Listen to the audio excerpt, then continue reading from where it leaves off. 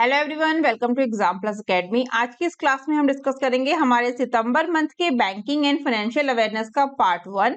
आज हम इसका पार्ट 1 डिस्कस करेंगे, जल्दी इसका पार्ट 2 और पार्ट 3 भी आपके लिए लेके आऊंगी। आपको पता होगा मेरी financial and banking and financial awareness की जो वीडियो है, क्लासेस हैं, वो 3 पार्ट्स में आती हैं हर मंथ, यानी कि हर मंथ आपको मिलती है मेरी बैंकिंग फाइनेंशियल अवेयरनेस 3 पार्ट में, और कंप्लीट पीडीएफ आपको मिलता है जिसमें पार्ट 1, पार्ट 2 एंड पार्ट 3 होता है। ठीक है, और ये वीडियो आपको हिंदी इंग्लिश जैसा क्लास में पढ़ाया गया है एज इट इज ऐसे ही मिलेगी।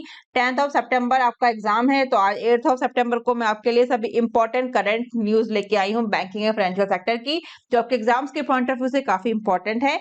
इसके अलावा आप लोगों को बता दूं कि चैनल पे मैंने आप लोगों के लिए, यानी कि फ्रेशर स्टूडेंट्स के लिए और एक्सपीरियंस स्टूडेंट्स के लिए, दोनों के लिए 2 अलग अलग प्लेलिस्ट बनाई हैं। तो आप लोग अपने एग्जाम्स के अकॉर्डिंग दोनों ही प्लेलिस्ट जो अभी आपको सुटेबल है उस पर जाके चेक कर सकते हैं कौन सी क्लासेस आपके एग्जाम्स के पॉइंट ऑफ व्यू से इंपॉर्टेंट हैं। तो 2 प्लेलिस्ट हैं, फ्रेशर्स और एक्सपीरियंस, तो उसके अकॉर्डिंग आप लोग जाइए, चाहे चैनल पे चेक करिए कौन सी आपके इंपॉर्टेंट एग्जाम्स के पॉइंट ऑफ व्यू से, उससे आप लोग पढ़ाई करिए। ठीक है, और पीडीएफ पैकेज की अगर मैं बात करूंगी तो ये सारे पीडीएफ पैकेज हैं हमारे पास ABCD।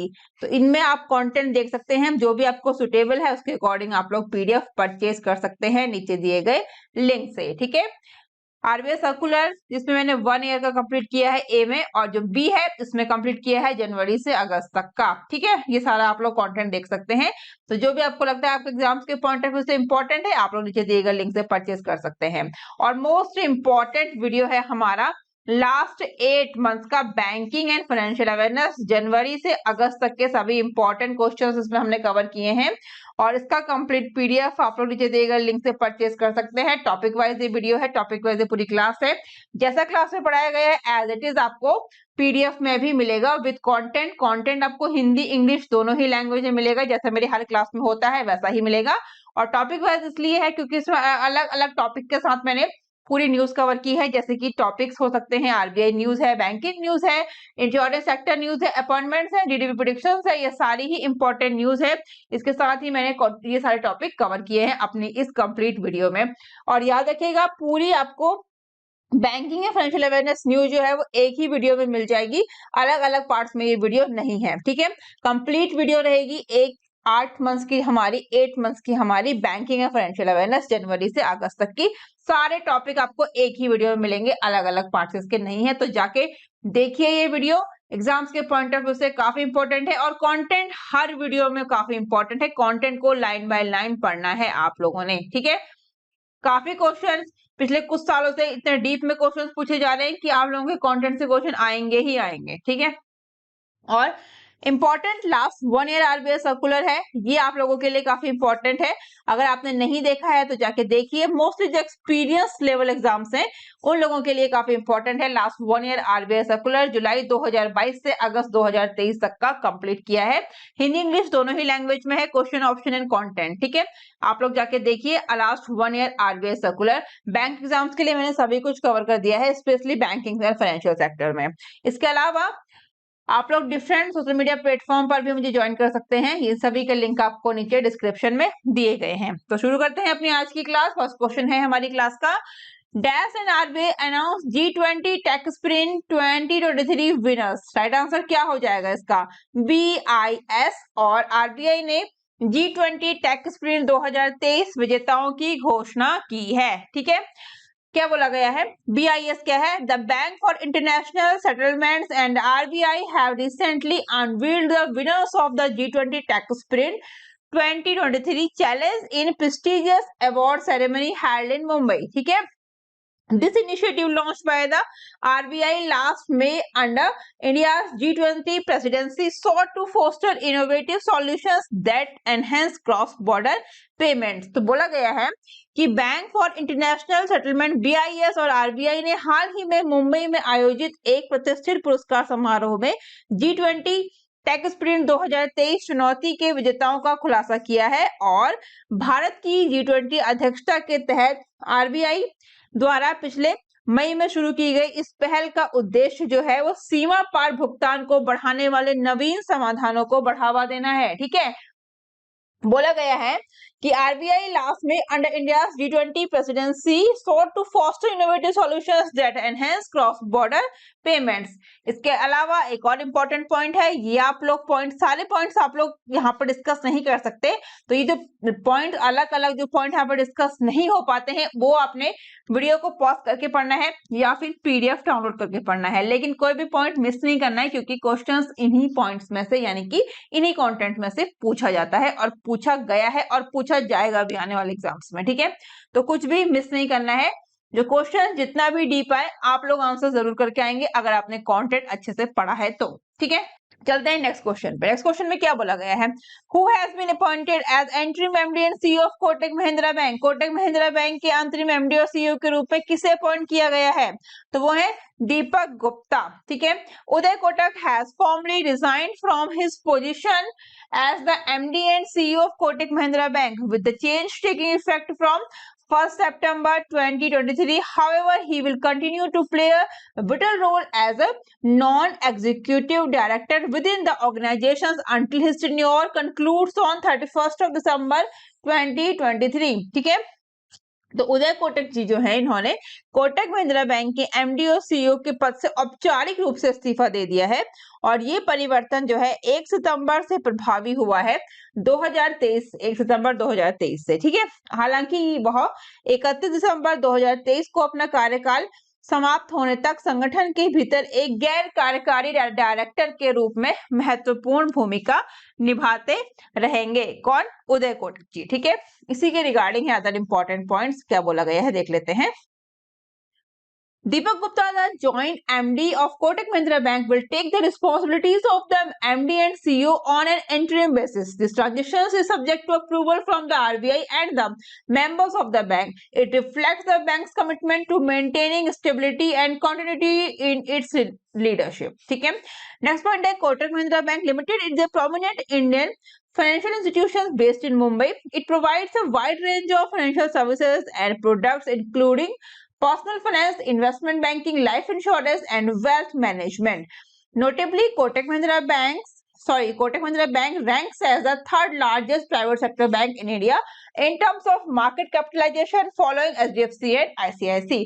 फर्स्ट पे कौन है, HDFC, सेकंड पे कौन सा है, ICICI, और थर्ड पे है Kotak Mahindra bank. Third largest private sector bank की बात हो रही है। ठीक है, बात करेंगे कोटक महिंद्रा बैंक की। हेडक्वार्टर कहाँ पे है, मुंबई में।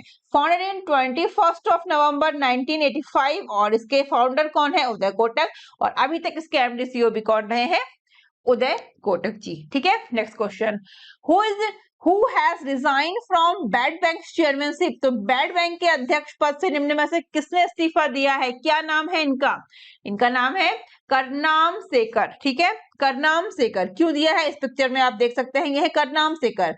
तो देख लेते हैं, करनाम सेकर chairman of the national asset reconstruction company of India NARCL tendered his resignation due to disagreements concerning the institution structure and operations. These resignations follow a proposal for merging NARCL with India Debt Resolution Company Limited IDRCL. ठीक है, बोला क्या गया है कि NARCL के अध्यक्ष हैं कर्णम सेकर ने संस्था की संरचना और संचालन से संबंधित असहमति के कारण अपने इस पद से इस्तीफा दे दिया है और ये इस्तीफा NARCL को भारत ऋण समाधान कंपनी लिमिटेड यानी कि IDRCL इंडिया डेप्ट रेजोल्यूशन कंपनी के साथ विलय करने के प्रस्ताव के बाद आया है। ठीक है, तो बैड बैंक चेयरमैनशिप जिसे डिजाइन दिया है वो दिया है करनाम सेकर जी ने। इस पिक्चर में आप देख सकते हैं, ये है करनाम सेकर। ठीक है, इसी क्वेश्चन के रिगार्डिंग ये इंपॉर्टेंट पॉइंट आप लोग वीडियो को पॉज करके या फिर पीडीएफ डाउनलोड करके पढ़ सकते हैं। चलेंगे नेक्स्ट क्वेश्चन पे।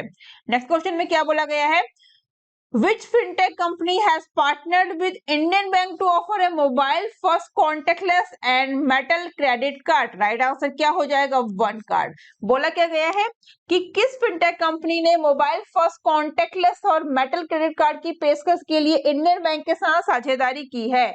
Indian bank visa co-branded metal credit card with one card. This is a new partnership between Indian Bank and One Card, a fintech company that offers a mobile first contactless and metal credit card. ठीक है, The card is designed to provide a seamless and transparent credit consumption experience to the digitally savvy consumers in India. The card has no joining or annual fees and offer 5x reward on the top 2 spend categories. ठीक है, one card. तो याद रखना, जो one card fintech company has partnered with the Indian Bank to offer a mobile first contactless and metal credit card. इसी question के regarding other important points आप देख सकते हैं. हम बात करेंगे वन कार्ड की, तो हेडक्वार्टर है पुणे महाराष्ट्र में. सीईओ कौन है? अनुराग सिन्हा. अगर बात करें इंडियन बैंक की, तो Indian Bank established in 15 August 1907. Headquarter Chennai Tamil Nadu है. एमडी सीईओ शांतिलाल जैन और टैगलाइन है योर ओन बैंक. ठीक है, ये सारे पॉइंट्स भी क्लियर करते चलेंगे. नेक्स्ट क्वेश्चन पे चलेंगे. नेक्स्ट क्वेश्चन में क्या बोला गया है? Russia is set to embark on a historic journey by launching its first Islamic bank pilot program on किस डेट को? तो 1 सितंबर इज द राइट आंसर. ठीक है, क्या बोला गया है कि रूस जो है, रशिया जो है, रशिया 1 सितंबर को अपना पहला इस्लामिक बैंकिंग पायलट कार्यक्रम शुरू करने का एक ऐतिहासिक यात्रा शुरू करने के लिए तैयार है. ठीक है, Russia is set to embark on a historic journey by launching its first Islamic banking pilot program on 1st of September. With a considerable Muslim population of approximately 25 million, the move aims to tap into the potential of Islamic finance, which has already had a presence through institutions but lacked official recognition. ठीक है, Islamic banking operates on the principles of Sharia, the Islamic legal system that prohibits usurious transactions and interest charge due to their perceived injustice. This fundamental difference set it apart for conventional banking practices. ठीक है, तो Russia is set to embark on a historic journey by launching its first Islamic banking pilot program on 1st of September. Next question. Which bank introduced WhatsApp lending platform for pre-approved personal loans? तो कौन सा bank pre-approved personal loan के लिए WhatsApp landing platform की पेशकश करता है? वो करता है फेडरल बैंक. ठीक है, federal bank has introduced a WhatsApp lending platform for to facilitate the application process for pre-approval personal loans. The platform inauguration was conducted by Federal Chairman AP Hota. ठीक है, this innovative channel simplifies and streamlines the applications process for pre-approved personal loans. ठीक है, it eliminates unnecessary complexities and delays commonly associated with traditional loan application procedure. Customers can initiate the loan application process by sending a simple hi message to bank's dedicated WhatsApp number. ये देख सकते हैं आप. बात करेंगे federal bank की, तो headquarter है एलोवा कोची केरला. एमडी सीईओ है श्याम श्रीनिवासन और टैगलाइन है योर परफेक्ट बैंकिंग पार्टनर. किसका? फेडरल बैंक का. ठीक है, next question. Which bank has announced the introduction of UPI interoperability on it's CBDC called the digital रुपी? तो किस बैंक ने अपनी सेंट्रल बैंकिंग डिजिटल करेंसी, जिसे डिजिटल रुपया कहा जाता है, पर यूपीआई इंटरऑपरेबिलिटी शुरू करने की घोषणा की है? वो की है स्टेट बैंक ऑफ इंडिया ने. ठीक है, SBI has achieved a major milestone in digital currency by enabling UPI interoperability with its CBDC, Central Bank Digital Currency, the Digital Rupee. ठीक है, the SBI has taken a significant leap in the world of digital currency by announcing the successful implementations of UPI interoperability with its CBDC, also known as the Digital Rupee. तो SBI ने अपनी CBDC के साथ UPI interoperability को सक्षम करके digital currency में एक बड़ा माइलस्टोन रीच किया है. एसबीआई ने अपने सीबीडीसी, जिसे डिजिटल रुपी भी कहा जाता है, उसके साथ यूपीआई इंटरऑपरेबिलिटी के सफल कार्यान्वयन की घोषणा करके डिजिटल करेंसी की दुनिया में एक महत्वपूर्ण रीच लगाई है. ठीक है, इसी क्वेश्चन के रिगार्डिंग है दैट इंपॉर्टेंट पॉइंट. मैंने आपको डिजिटल रुपी क्या होता है ये भी बताया. डिजिटल रुपी एक गेम चेंजर इन फाइनेंस. कैसे? The digital rupee an initiative launched by the RBI last year represents a fundamental shift in the way India conducts its financial transactions. ठीक है, as a digital form of legal tender issued by the central bank, it carries the essential attributes by physical currency, including trustworthiness, security and transaction finality. ठीक है, next है with instantaneous settlement in the digital realm, the digital rupee is poised to redefine the way India conducts its financial affairs. ठीक है, next question. What is the name of the new device launched by Paytm that allow merchants to accept both mobile and card payments? Right answer क्या है? Paytm card sound box. पूछा क्या गया है कि Paytm के द्वारा लॉन्च किए गए नए उपकरण का नाम क्या है जो व्यापारियों को मोबाइल और कार्ड दोनों से भुगतान स्वीकार करने की अनुमति देता है? नाम है Paytm card sound box. Paytm Soundbox, which is a device that provides instant audio confirmation for payment made through Paytm QR codes. The device supports multiple payment methods such as UPI, debit card, credit card, and wallet. Next, Paytm has launched a new version of the Soundbox called the Paytm Card Soundbox. This device allows merchants to accept both mobile and card payments, including Visa, MasterCard, American Express, and RuPay through its sound box. इसी के regarding other important points आपको Hindi English दोनों में दिए गए हैं। Point देखिए, पहले पैनिक नहीं होना, सिर्फ 4 पॉइंट्स हैं, नीचे हिंदी में भी है इसलिए आपको ज्यादा लग रहे, पढ़ना जरूर है। ठीक है, next question. Manipal Singna has appointed by IRDAI a lead insurer for which state awareness insurance plan? बोला गया है कि जो मणिपाल सिग्ना हेल्थ को IRDAI के द्वारा किस राज्य जागरूकता बीमा योजना के लिए प्रमुख बीमाकर्ता के रूप में नियुक्त किया गया है? वो है कर्नाटका। ठीक है, Manipal Singna Health Insurance has been appointed as the lead health insurer by the IRDAI for the state insurance plan. Next है the main objective of this to expand insurance coverage and raise awareness about health insurance in Karnataka. Manipal Singna will play a crucial role in creating awareness about health insurance, ensuring that the citizens of Karnataka have access to insurance coverage. बोला गया है इसमें कि इसका main जो object है वो बीमा कवरेज का विस्तार करना है और कर्नाटक में स्वास्थ्य बीमा के बारे में जागरूकता बढ़ाना है। मणिपाल सिग्ना स्वास्थ्य बीमा के बारे में जागरूकता पैदा करने में महत्वपूर्ण भूमिका निभाएगा। यह सुनिश्चित करेगा कि कर्नाटक के नागरिकों को बीमा कवरेज तक पहुंच मिले। ठीक है, इसी क्वेश्चंस के रिगार्डिंग अदर इंपॉर्टेंट पॉइंट्स हैं जो आपने देखने हैं। मैनेजिंग डायरेक्टर एंड सीईओ की बात करेंगे मणिपाल सिग्ना हेल्थ इंश्योरेंस के, तो उनका नाम है प्रसून सिकदर। ठीक है, Prasoon Sikdar. Next question. Shivalik small finance bank partners with fintech infrastructure firm Falcon to provide digital products. Where is the headquarter of Shivalik Small Finance Bank? याद रखना, शिवालिक स्मॉल फाइनेंस बैंक का हेडक्वार्टर पूछा है, कोऑपरेटिव बैंक का नहीं, तो कंफ्यूज नहीं होना है। ठीक है, तो डिजिटल उत्पाद प्रदान करने के लिए शिवालिक स्मॉल फाइनेंस बैंक ने फिनटेक इंफ्रास्ट्रक्चर फर्म फॉल्कन के साथ साझेदारी की है। तो शिवालिक स्मॉल फाइनेंस बैंक का हेडक्वार्टर कहाँ पे है? इसका हेडक्वार्टर है Saharanpur, Uttar Pradesh. Shivalik small finance Bank has entered into the partnership with Falcon, a fintech company for developing financial products like instant digital fixed deposit and saving accounts.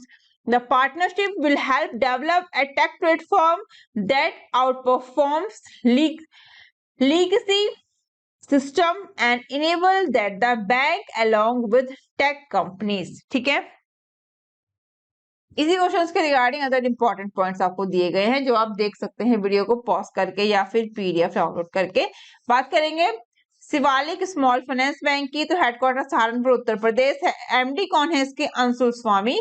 Shivalik became the first small finance bank in India to transition from the urban cooperative bank, namely Shivalik Mercantile Cooperative Bank. Headquarter कहाँ पर है इसका? ये मुझे आप लोग comment box में comment करके बताएंगे, ये क्वेश्चन है। ठीक है, कि शिवालिक मर्केंटाइल कोऑपरेटिव बैंक का हेडक्वार्टर कहाँ पर है?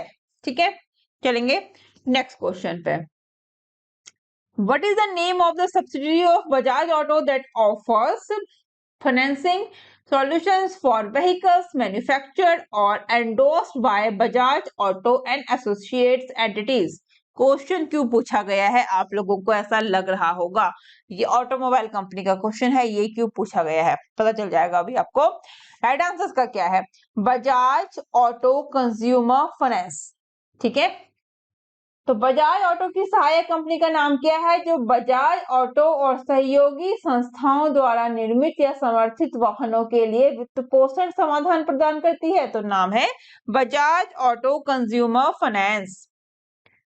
क्या कंटेंट मिला है? The company has recently received the certificate of registration from the RBI to commence the business of non-banking financial services. This means that the company can now officially operate as an NBFC and provide loans and advancement to customers. ठीक है, तो क्या है कि company को हाल ही में NBFC के रूप में आरबीआई से रजिस्ट्रेशन प्रमाण पत्र प्राप्त हुआ है। इसका मतलब है कि कंपनी अब एनबीएफसी के रूप में काम कर सकती है और कस्टमर्स को लोन और एडवांस प्रदान कर सकती है। ठीक है, Bajaj Auto Consumer Finance is a wholly owned subsidiary of Bajaj Auto, which was set up in 2021 to offer financing solutions for vehicles manufactured or endorsed by Bajaj Auto and associate entities. इसी questions के regarding other important points आपको दिए गए हैं। चलेंगे हम हमारे next question पे। क्या बोला गया है? Which bank extends online locker agreements executions through NESL DDE platform? तो कौन सा बैंक है NESL के DDE प्लेटफॉर्म के माध्यम से ऑनलाइन लॉकर अनुबंध निष्पादन का विस्तार करता है? वो है इंडियन बैंक। कैसे? तो Indian bank become the first public sector bank to extend the facility of executions of online locker agreements through digital document execution platform for NESL, full form national e governance services limited, India's first information utility, and is registered with the Insolvency and Bankruptcy Board of India (IBBI). The introduction of online locker agreements available 24/7 aims to enhance customers' convenience and will reduce the turnaround time of the agreement execution. क्या होता है DDE? About the DDE अभी हमने discuss किया था ना, DDE, तो digital document execution क्या होता है? तो DDE is a fully automated contract execution platform with paperless e-stamp and electronic signature e-sign facility. The facility of e-sign includes Aadhaar-based OTP, biometric, and dongle-based digital signature. The platform offers individual and multiple signatory to execute documents in sequence, which will facilitate joint account holder also to execute on locker agreement and their ease. ठीक है, customers can track transaction status and download the electronic evidence certificate in real time. Next question. SBI card introduced enhanced features for its super premium card. नाम क्या है? Aurum. ठीक है, SBI card ने अपने super premium card Aurum के लिए उन्नत सुविधाएं पेश की हैं। किसके लिए की हैं? ऑरम के लिए। देखते हैं क्या बोला गया है। SBI card, the largest credit card issuer in India, has introduced new feature for its super premium card name Aurum, targeted at C-suite executives at high net worth individual. तो भारत के सबसे बड़ी क्रेडिट कार्ड जारी करता SBI card ने अपने super premium card के लिए ऑरम नाम से नई सुविधाएं पेश की हैं, जो C-suite अधिकारियों और उच्च निवल मूल्य वाले व्यक्तियों पर लक्षित हैं। Aurum is a by invitation only card initially launched in February 2021 and now extend enhanced benefits to its users, ranging from introduction of new annual spend based milestone and welcome benefits to additional international launch benefits and gold privileges. ठीक है, इसी question के regarding ऊपर English नीचे Hindi same content. SBI Card की बात करेंगे तो founded in May 1998, headquarter Gurugram Haryana, MD CEO Abhijit Chakraborty, और SBI Card launch by State Bank of India and GE Capital. Important point है। ठीक है, नेक्स्ट क्वेश्चन क्या बोला गया है? What is the name of the AI research system that the AD Astra Fund used to perform end-to-end research automation and make swift investment decision? तो उस AI अनुसंधान प्रणाली का नाम क्या है जिसका उपयोग एड एस्ट्रा एंड टू एंड अनुसंधान स्वचालन करने और तेजी से निवेश निर्णय लेने के लिए प्रेरित है? तो वो है part. Ad Astra Fund, the world first fully automated investment fund launched by Savarth, one of India's largest investment advisor. This fund uses an AI research system called APART. APART full form, Advanced Process Automation and Research Technology, to perform end-to-end research automation and make swift investment decision. ठीक है, इसी question के regarding है आपको other important point, ऊपर English नीचे हिंदी, इनको आप लोग देख सकते हैं, कुछ भी मिस नहीं करना है, ये सारे पॉइंट्स देखने हैं।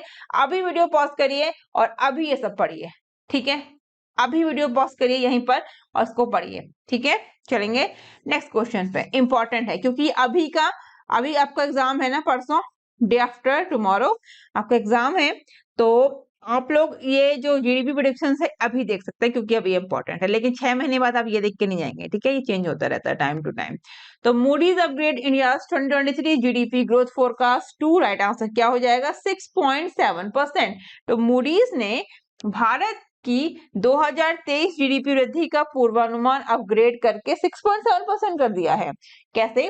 तो global rating agency Moody's investor services has revised it's economic growth projections for India, providing a positive outlook for the year 2023. The agency has increased its forecast for India's GDP growth to 6.7%, up from the previous estimate कितना था 5.5%। ये सब देख के जाना है, ठीक है।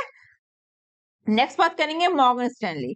Morgan Stanley upgrades India financial year 24 GDP growth forecast to dash percent, कितना परसेंट? तो 6.4%, ठीक है, यहाँ पे कितना 6.7, यहाँ 6.4%। मूडीज और मॉर्गन स्टैनली दोनों इंपॉर्टेंट है आपके एग्जाम्स के पॉइंट ऑफ व्यू से। तो मॉर्गन स्टैनली ने भारत के फाइनेंशियल ईयर 2024 के घरेलू उत्पाद वृद्धि पूर्वानुमान को 6.4% तक उन्नत किया है। मॉर्गन स्टैनली, पहले इस क्वेश्चन में बता दूं कि फाइनेंशियल ईयर के लिए कंफ्यूज नहीं होना है, जो भी हमारा करंट में चल रहा है ये फाइनेंशियल ईयर 2024 है, ठीक है, लिखा रहता है फाइनेंशियल ईयर 2023 टू डैश 2024, तो उसको 2024 में काउंट करा जाएगा। 1 अप्रैल 2023 से 30 मार्च 2024 तक का जो ईयर है वो रहेगा फाइनेंशियल ईयर 2024, ठीक है। Morgan Stanley, the multinational investment bank, has revised its economic growth forecast for India for the fiscal year 2024. ठीक है, the bank has raised its projection from an earlier estimate of 6.2% to a more optimistic 6.4%. ठीक है, this upward revision is attributed to the strong performance of Indian economy driven primarily by robust domestic demand. Next point में क्या बोला गया है? Morgan Stanley highlights the sustain momentum in domestic demand as a significant driver of India's economic growth. This momentum has led to GDP numbers exceeding expectations for 2 consecutive quarters. Next question क्या है? What is the name of the PhonePe stock broking platform? तो जो phone पे के stock broking platform है उसका नाम क्या है? तो Share.Market, ठीक है। PhonePe, a Walmart-backed digital payment firm, launched its stock broking platform Share.Market on Wednesday, यानी कि अगस्त 30, 2023, ठीक है। The app allows users to open trading and demat account and invest in stock, mutual fund, exchange traded funds, and curated wealth basket. The app has one-time onboarding fee ₹199, which includes benefits that users can avail till 31st of March 2024. The app is available both as a mobile app and a dedicated web portal. User can sign in with their PhonePe linked mobile number and complete the KYC process to activate their accounts. The app also has a dedicated market section to track the share market. Next question. What is the main purpose of the ALTID solutions? Right answer क्या हो जाएगा इसका? To allow customers to make online payment without saving their card details on merchant website. ठीक है? To create an alternate identifier for each card, which enhances the security of guest checkout transactions. Next, to avoid potential data breaches and enjoy a seamless payment experience. All of the above is the right answer. Mastercard ALTID is a new feature that allow customers to make online payment without saving their card details on merchant website. It creates an alternate identifier for each card, which enhances the security of guest checkout transactions. इसी के regarding है other important points जो आपने देखने हैं। बात करेंगे benefits की, तो कुछ आपको बेनिफिट्स भी मैंने बताए हैं यहाँ पे। Some of the benefits of alt ID solutions के, जैसे कि non storage of card number on merchant website, protections from potential data breaches, improved payment success rates, no integration efforts for merchants, and enhanced customer satisfaction. Next question. What is the name of the mobile application launched by Punjab National Bank to provide instant digital loans to MSME based on their GST invoices? तो right answer क्या है? PNB GST सहाय app पूछा गया है। PNB द्वारा MSME को उनके GST चालान के आधार पर तत्काल डिजिटल लोन प्रदान करने के लिए लॉन्च किए गए मोबाइल एप्लीकेशन का नाम है PNB GST Sahay app. The PNB GST Sahay app is a mobile application launched by PNB, a state-owned bank in India, to provide instant digital loan to small and medium-sized business based on their GST invoices. The app is a part of the GST Sahay scheme, an end-to-end digital product that leverages the GST profile of MSME to facilitate frictionless credit flow. इसी questions के regarding other important ये सारे points है, ऊपर English नीचे Hindi. Video को pause करके देखना है, अभी ही पॉज करिए और देखिए, क्योंकि डे आफ्टर टुमारो आपका एग्जाम है, तो इतना टाइम नहीं है कि बाद में पढ़ेंगे, ठीक है? अभी पढ़िए। नेक्स्ट क्वेश्चन क्या बोला गया है? Which bank was appointed by the RBI as an authorised pension disbursement bank on the behalf of the CPAO? ठीक है, CPAO क्या होता है? ये central pension accounting office. Right answer क्या हो जाएगा इसका? बंधन बैंक। RBI द्वारा CPAO की ओर से अधिकृत पेंशन संवितरण बैंक के रूप में बंधन बैंक को नियुक्त किया गया है। The RBI appointed Bandhan bank as an authorised pension disbursement bank on behalf of the central pension accounting office, ministry of finance, for civil pensioners. The bank will soon by integrating with the office of the CPAO to operationalize the disbursement process. ठीक है, इसी questions के regarding other important points आपने ये सारे देखने हैं। Next question, what is the fixed monthly fee of the infinity saving account? कितना है? 250 इज द राइट आंसर। ठीक है, द इन्फिनिटी सेविंग अकाउंट की अगर हम बात करेंगे तो is a new saving account variant launched by the Axis bank, one of the leading private sector banks in India. It is the first of its kind fixed fee based saving account that offers zero domestic transactions fee and no minimum balance requirement, free debit cards with no annual charges, unlimited free transactions at any bank's ATM, no charge on checkbook uses or transactions, withdraw above limits, free NEFT, RTGS, IMPS, UPI and bill payments. इसी questions के regarding है other important point, जिनको आपने video को pause करके या फिर PDF download करके देखना है। चलेंगे हम नेक्स्ट क्वेश्चन पे।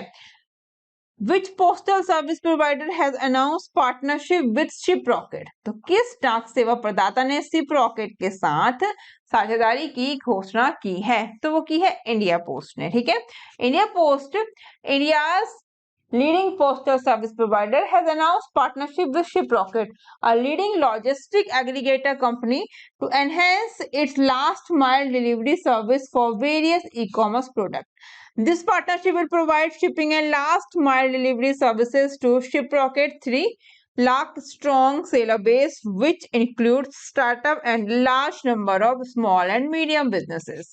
ठीक है, इसी के रिगार्डिंग सारा इंपॉर्टेंट कंटेंट्स है। पार्ट 1 हमने कंप्लीट किया है। मैंने पूरी कोशिश की है कि सभी रिसेंट करंट न्यूज आपकी बैंकिंग एंड फाइनेंशियल सेक्टर की कवर हो गई होंगी इसमें, और आपका काम है इसको पढ़ना। कुछ भी आपका मिस नहीं होगा एग्जाम्स में अगर आपने लाइन बाय लाइन सारे जितना आपको पढ़ाया गया है अभी तक, सारे वीडियोस उनके PDF पढ़े हैं तो। ठीक है, अच्छे से पढ़ना है, ये आपका काम है। और वीडियो कंप्लीट होती है, पार्ट 2 जल्दी लेके आऊंगी, पार्ट 3 भी लेके आऊंगी। आप लोग मुझे डिफरेंट सोशल मीडिया प्लेटफॉर्म पर भी जरूर ज्वाइन करिए, इन सभी के लिंक आपको नीचे डिस्क्रिप्शन में दिए गए हैं। और अदर स्टूडेंट्स को चैनल का नाम जरूर सजेस्ट करिए, वीडियो को शेयर करिए, लाइक करिए, और ये सभी पैकेजेस जो हैं जो आपको सुटेबल लगते हैं अपने एग्जाम्स के पॉइंट ऑफ व्यू से, ABCD आप चूज कर सकते हैं, परचेज कर सकते हैं। Link in the description. ठीक है, और चैनल पे नए हैं तो सब्सक्राइब करके बेल आइकन जरूर दबाएं, जिससे आपको आने वाले सभी इंपॉर्टेंट वीडियोस की नोटिफिकेशन सबसे पहले मिल सकें। तो आज के लिए बस इतना ही, जल्दी मिलते हैं हमारी नेक्स्ट क्लास में। ऑल द बेस्ट आप सभी को। 10th ऑफ सितंबर आपका जो आरआरबी स्केल 1, स्केल 2, स्केल 3 का एग्जाम है, उस एग्जाम्स के लिए आप सभी को ऑल द बेस्ट। अच्छे से पढ़ के जाइए, अच्छे से कंटेंट पढ़ के जाइए, लाइन बाय लाइन पढ़िए, आप एग्जाम्स में जरूर अच्छा परफॉर्म करके आएंगे। तब तक के लिए bye bye, take care, thank you, thanks for watching.